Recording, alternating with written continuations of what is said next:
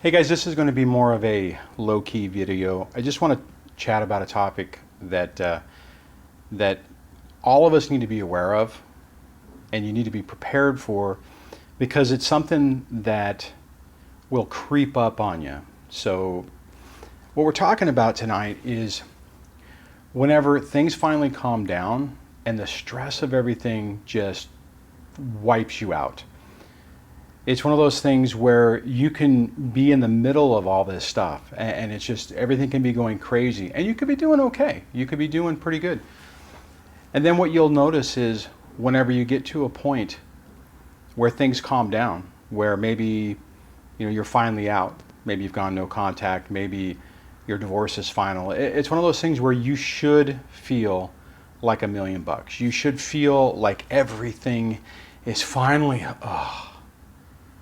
And what oftentimes will happen is all of that pent up stress and anxiety will just come crashing down. And it can really hit you in a tough way, because if you're not prepared for it and this happens, it can really crush your spirit, because you can feel, and more than likely you will feel, that you should feel great, that everything should be fine, that you should be doing 100%. And whenever this stuff happens, you really start to question yourself, because you're thinking, I went through this. I had this exact same thing, and I've seen this throughout my life. Every time this scenario happens, obviously with a divorce and everything, it's in overdrive. But the reality is that these type of things happen a lot in life. You'll have some stressful event at work. You'll have a stressful event with family. If you're in the military, you go on a deployment and you do your thing and you come back and everything's fine. All of that pent up stress that you didn't have the time to deal with in the midst of the crisis starts creeping up. And you can really be caught off guard on that if you don't realize that's really a possibility. Okay, so what do you do, right? I mean, what is the answer to this whenever you find yourself in this mode? The first thing is to just recognize that this happens, right? I mean, just even if you're thinking in the back of your mind, oh, Duane, that's not going to happen. I'm not going to do that. Just put it in the back of your mind, right? And if it happens, then just go, oh, crap. That's what he was talking about, and it's happening now. Because when you recognize it, when you can see what's happening, you can deal with it in a better way, and it won't be as fearful, right? So like if in my situation, if that was to happen, I could look at it and go, oh, okay, well, I must be in a safe space emotionally and mentally to now be able to feel those feelings. Make sure you don't do this alone. If you at all possible, get a therapist, get somebody who can actually help you. Get a coach, book a coaching call. Do something to try to give yourself a leg up on doing this. Now, you can deal with this on your own, but if it just gets too much, just don't put yourself in that bind and not seek out the assistance that could help you get through it. The other thing on this or the next part about this is you need to process it in a healthy way. So one is actually process the emotions. Go through it. Deal with it.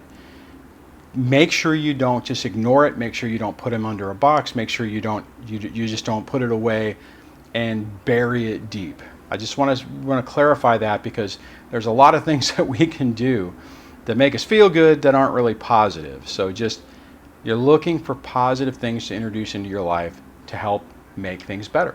The other part about this is giving yourself just the time to process all of this. Give yourself the time to grieve. Give yourself the time to feel it. It's really weird. I remember in the first part of my separation, I was actually starting to feel those. I was like, mourning the loss of the relationship. I was mourning everything that was going on. I was feeling sad. I was feeling emotional. And as soon as the ground or the rug was pulled out from underneath me, it was like, okay, don't have time for that. Need to knock that crap off and focus on the battle, focus on the war at hand. So all those past emotions for me, I didn't. I put them under a box, put concrete over it. It was one of those things where I just completely knew I didn't have the capacity, the strength, or really the time to deal with it. I didn't have the time to lose my focus off of basically the war to deal with the emotional part of this. And it caught up with me, and I paid a cost. Realistically, at that point in time, I don't think I really had another choice because of the way everything was going. But I don't know. I mean, maybe if I was more aware of it now, I could have still put it in the corner, not in a box, put it in the corner. And then actually, when I got to the point where I started feeling some of it, actually started working on it instead of it being a complete cluster, because it was pretty damn hard. So I think most people go through this. And I've seen this a lot with different people who I've talked with throughout the channel, either on coaching calls or even just via email, or just different people who've reached out in various forms.